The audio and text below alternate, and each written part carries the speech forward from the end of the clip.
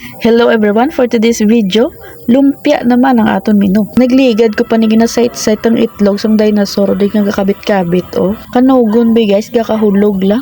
Duman ko himuon ko bilumpia, try ta. Kablam, hindi siya gali mabuk. Pati ka, balid ni siya guys, balid for one day. Medyo tigaan na iya panit guys, di dapat kutsilyo gid ang aton nga ipanit sini. Kagamo ni ang paghiwa ta guys oh. Palagbal ang paghiwa kanang bakal man ko tag 20 nga repolyo.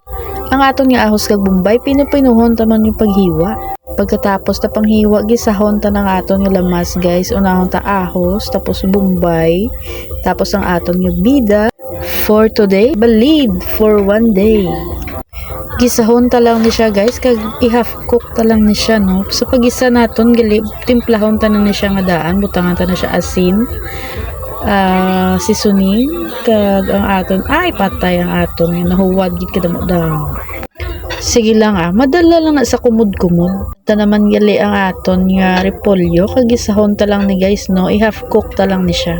Okay na bak iton ta na kag amat-amaton ta na ni siya putos guys. Base damo man da balid sa inyo guys, gakahulog lang, try nyo ni bala guys ang ginimo ko. Puslan gid ni ang balid ya.